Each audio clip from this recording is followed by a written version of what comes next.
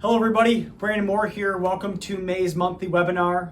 Excited to talk to you about a popular topic that I've been hearing about recently in regards to Social Security and taxes. How does it work? How do you calculate it? And how does that affect your overall benefit? So I'm going to go through today to help explain how that is impacting your take-home pay in retirement, but also helping just put some general terms out there and understanding about Social Security itself, okay? So first thing I want to talk about is what Social Security is and where it comes from, right? It's coming from your paycheck deductions while you're working. If you look on your line items on your pay stubs, you will see that a portion of your income has been paying into Social Security for many years. Actually, every year that you have worked, you have been paying into this benefit. The earliest you can collect Social Security is age 62. The latest is age 70, okay? Now, what we want to make sure you're clear of is how Social Security is calculated. First and foremost, Social Security takes not the last years your work, not the highest years of your work, just simply the best 35. Whatever the best 35 years are in your working history, that's what's going to count. So if you, for example, are working in your early 60s, and let's say you go from your corporate job to more of a retirement or part-time job, does that affect your actual best 35 years? Maybe, maybe not, right? Maybe you worked at the ice cream shop growing up, earned a couple $1,000 in the summertime. That would then not be counted because maybe your even $20,000 a year that you work part-time would refill that lower amount, okay? So the best 35 years is what we're taking here. As mentioned, the earliest you can collect is age 62, and I'll tell you about 90% of people do that. Whether it's a good thing or a bad thing, we'll talk about it. And the latest, as I mentioned there, was age 70, okay? Anywhere in between there, you also can collect. Now, every month you wait and defer, the more you get, okay? If you wait till age 70, it grows over 8% more than what you get at your full retirement age. That's often referred to as FRA. You can see that on a statement. But all these terms here, I'm sure you've heard of at my workshops or even in client meetings that we talked about, but I just want you to be aware, remember how this benefit works. Now, first thing I want you to do for a piece of homework after today's webinar, I want to make sure you have updated numbers on your Social Security. Now, if you're collecting, clearly you would have that right in your bank account because you can see that come in every month. But if you have, for example, a few years to go, what you should do and always have tabs on is the Social Security website. That's ssa.gov, okay? Very easy to log in. You create a username and password. If you need help doing that in the future client review, we'll gladly help you do that. Because I'm always asking, hey, what's your updated benefit? Hey, has anything changed? Things in that. It's important for us to know because it is helping your retirement income planning. So go ahead and go log on to ssa.gov. Not only will you see your best 35 years of work history, but you'll also see what your full retirement age benefit is. For most of you, that's age 67, okay? And you'll also see all the numbers between age 62 and 70, what you'd get on a monthly basis based on that age, okay? So all good information. One thing I want to add in though, is when you're talking about Social Security, it is dependent on income, okay? The statements that you get are going to be reflective of your current income. So for example, if you are age 60 years old and you had a phenomenal career making a couple $100,000 a year and you were looking at your statement and then you retired, okay, for a couple years, your income went down, you might see that your Social Security benefit statement is lower than what it was when you retired, okay? Does that mean you lost money? Not necessarily, right? What it means is that the Social Security statement that we all get in the mail or you get online at ssa.gov, that is going to tell you what your planned benefit would be if you earn what you earned that year all the way up to your full retirement age, okay? So for example, if at age 60 you're making 100 grand, well, if you're not making only 30 grand or not working at all the next years because you're retired, well, your Social Security statement's going to show that, well, by earning no more than $0 or whatever you earned, this is how much you're going to get, okay? And so that is something you should consider and plan for because we have to make sure we can look ahead and estimate what that's going to be, okay? Because Social Security, as we know, probably is going to be one of the larger retirement income sources that we all have, all right?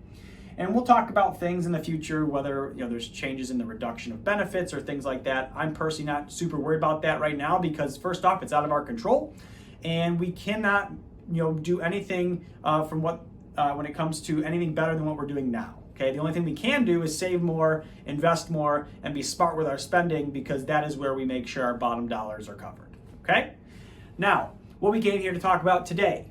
We want to talk about taxes, Social Security and taxes and how they're related. So when you hear Social Security, you think, okay, well, I'll probably have benefit from the government. I've already paid my tax by putting the money in there, so shouldn't I just get the benefit tax-free? The answer to that question is yes, if that is your only source of income. So if Social Security is your only stream of income, very good. No taxes. In Michigan, for example, no state taxes. And also federally, no taxes. However, when you have other sources of income, like a traditional IRA withdrawal, like a pension, like a part-time job with some earned income, that is going to cause portions of your Social Security to become taxable. So let me describe the calculation that you have to be familiar with. It's called provisional income.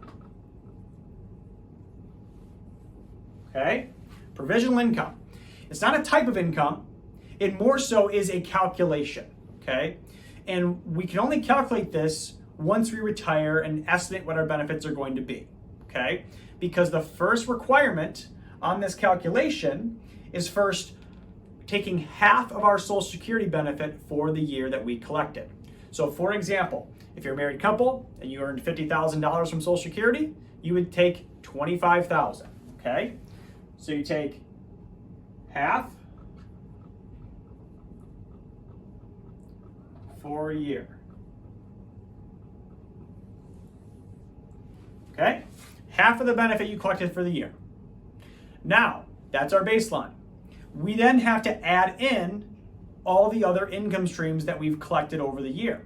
Let's describe some of those. That would be our ordinary income. Now, if I was at a workshop here, I'd ask everyone in the room, what are some streams of ordinary income? Well, let's master it. That would be IRAs, pension, earned income. All these three streams of income are taxed at our normal tax rates, right? Like that 12% bracket or the 22% bracket and so forth, right? These are our ordinary brackets. So anytime we take a withdrawal from our IRA, you have to remember it could affect what you actually take home in Social Security, all right? Now, that's the first two additions, half of Social Security and ordinary income. The third one, we have dividends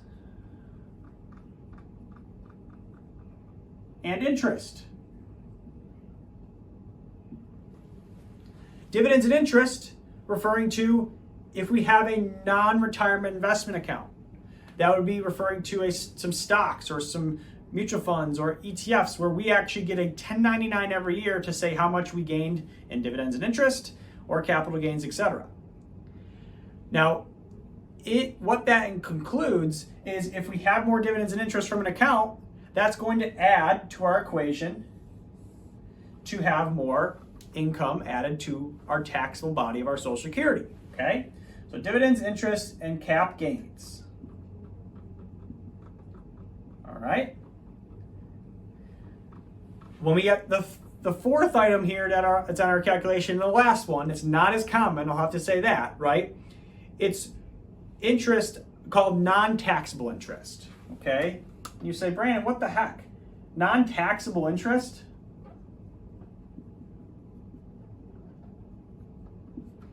What does that mean? If it's non-taxable, why are we talking about it? I agree with you, right? But This is referring to those same type of accounts here that you might have that are non-retirement, but let's say you hold like an investment like a municipal bond, where the interest is generally tax-free. However, with the tax-free interest that's earned on that, it's going to cause more tax on your Social Security. All right. I think it's silly. It's a little bit rough around the edges, if we might say, but it's part of the equation. All right. So we're going to add these four things together: half of Social Security, plus all your IRA withdrawals, pensions, any earned income you have, plus any dividends, capital gains, and any non-taxable interest. And then we're going to get a number, right? This number is going to be less than our overall income. Why is that? Well, because we're starting off with half of our Social Security. Remember that. We're going to get this number, though, that we then compare this threshold to it. Okay, I'm going to write that down in just a second. Now, that threshold is going to be different if you're married or if you're single. Okay, so let's talk about the single person really quick. Okay, so if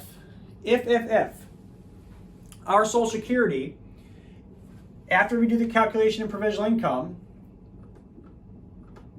is less than $25,000, we don't have any tax on our Social Security.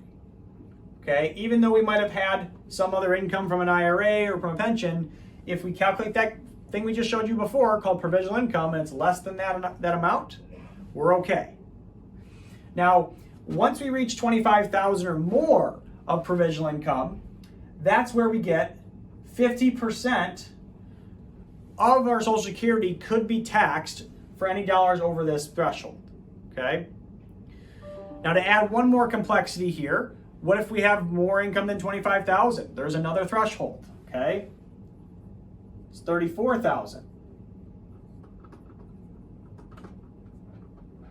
Where if our income's above $34,000 for provisional income, we can be taxed up to 85% of our Social Security benefit. Okay, so let me help you explain. All right, this doesn't mean that you pay an 85% tax on your Social Security. What it means is that up to 85% of your total benefit that you collect that year could be taxed as ordinary income. Okay? Ordinary income, remember, is those 12%, 22%, 24% tax brackets that we're all familiar with.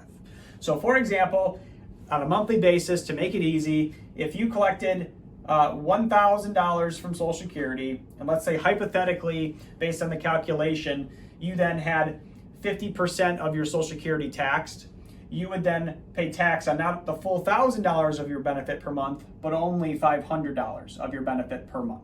Okay, and let's say then, if we're looking at it, mathematically, let's say that's at the 10% tax rate. Okay, so 10% of the $500, right? So not a huge tax bill, but what are we saying here, right? The more income that we have from other sources on top of Social Security, the less Social Security we'll take home, because more of it's going to have to go to taxes. The more Social Security that we have and the less income we have from other sources, the more Social Security that we can take home and utilize, okay? So this is very important to understand, and to help everyone else in the room too that is listening. If let's say we are married, okay? We got two people. What do these thresholds look like, okay? Well, they raised them a little bit for a married couple. Okay, that's $32,000 for a married couple on the first threshold. And then we have $44,000 as well. Okay, same percentages, but different thresholds. Okay, so we have to basically do a math equation to subtract one from the other to be able to calculate how much of that benefit is taxed. Okay, it's not super difficult. But it's not something that you necessarily have to worry about, right? We do a lot of those calculations for our clients. We show that in our tax reporting tools and even our financial planning software that helps us estimate what that's going to be. So if you have a question on how much your Social Security of it will be taxed based on your sources of income, well, let us know. We're happy to run that calculation for you again and remind you of how that works, okay? Now, the last thing I want to talk about on this subject is really trying to understand, how do we reduce our tax on our Social Security? Well, let's circle back to all the conversations we constantly have, right? What if we didn't have as much ordinary income, right? Ordinary income is going to come from your required minimum distribution when you're 73 or 75 from that IRA, or it's also going to be coming from your pensions or fixed income, okay? Some of those you can't control, but you know you can control what your RMD will be in the future, right? Because you can choose when you want to pay your taxes. So if you have basically money from Social Security and from a Roth IRA, your tax bill is going to be zero because the Social Security won't be taxed and the Roth IRA won't be taxed either. So think about that as you're looking at ways to reduce your Social Security tax, because what I tell people is we don't want to give up more than we have to, right? We all agree. And by planning smart with our income, that's going to help make sure that we're not overpaying in tax on the Social Security, okay? Because let's say we have a couple sources of income here. Let's say we have Social Security, okay? That's number one. It's our first source of income. Let's say we're lucky and we have a pension, okay? Small pension. Let's say over here, we have an investment account, meaning it's non-qualified, right? We pay those dividends and capital gains. Let's say number 4, we have an IRA. And number 5, we have a Roth. Okay? The question you're probably asking is, okay, what do I take from first? What do I do? Well, we know these, we can draw a line down the middle. This is fixed. We can't control that. It's going to be what it's going to be, right? Unless you took a lump sum pension or other sorts, right? We can control these 3 other buckets, right? Meaning, if you're worried that this is enough income for you to live on confidently, then why don't we talk about converting some of the IRA to Roth? Because then you're reducing the amount you're going to have to take for an RMD in the future, and then by pulling from your Roth later on down the road in your mid-70s to 80s, that's going to save you money on tax on your Social Security. Or vice versa, right? In case, let's say we already are in our late 70s, or we're already taking an RMD, but we need more income, and we're afraid if we take it from our IRA, it's going to cause more tax. What if we have some money in this account, right? Where we can access more tax efficiently, whether it's for small capital gains or even some tax efficient loss harvesting that we would have done and we talked about maybe our last couple meetings here. So all these things are super important. I want you to understand this from a concept, right? Knowing what you're bringing in and what we can control, right? And my gosh, it is nice to have this, I tell you what. But we know that this is what's going to help us supplement the fun things we want to do in our life and make sure that we're not overpaying in taxes. This is the art, this is the science, right? Consistency and how we design it going forward, okay? So I hope everyone likes my visuals here. Trying to get better at them and improve at them. My handwriting, of course, is the worst, but it could be. I guess it could be worse, right? But it's something that I think is important for people to understand. We all learn in different ways, by listening, by visuals, by many other capacities, right? But this is the best way I can try to make sure you guys know what to think and what to consider when you're planning your own financial future, okay? We are, of course, there to help you along every step of the way. We tell our clients exactly what they need to do, when they need to do it, and we want to make sure that this is a part of your plan too, because there's so many things in this world that we cannot control, right? And it's often scary to do so. So if we can empower you as much as possible to be able to make decisions that make you feel good about your path forward and mathematically works as well, that's going to give you the confidence to live the life you want to live and not worry about the day-to-day concerns that we're all supposed to be feeling, because that is what is pushed upon us, okay? So if anyone has any questions, I encourage you to reach out. In all my calendar invitations here for these webinars, there's a link to my calendar. feel free to schedule a time with me. If you know somebody that would benefit from this information, feel free to forward this link along to them. They can register for it as well. And we can gladly make sure that everyone, is as broad as our network can be, can learn and get confident with finances, because there's so many things that I wish I would have told people so much sooner, meaning if I would have met my clients 10 years prior to us meeting, there's many things we could have improved on and made even a better situation than it already is. So thank you everybody for tuning in. Keep sending me good ideas for topics. I appreciate this one, and I really want to make sure that we continue to add some value to you. So have a great one, and happy summer to you.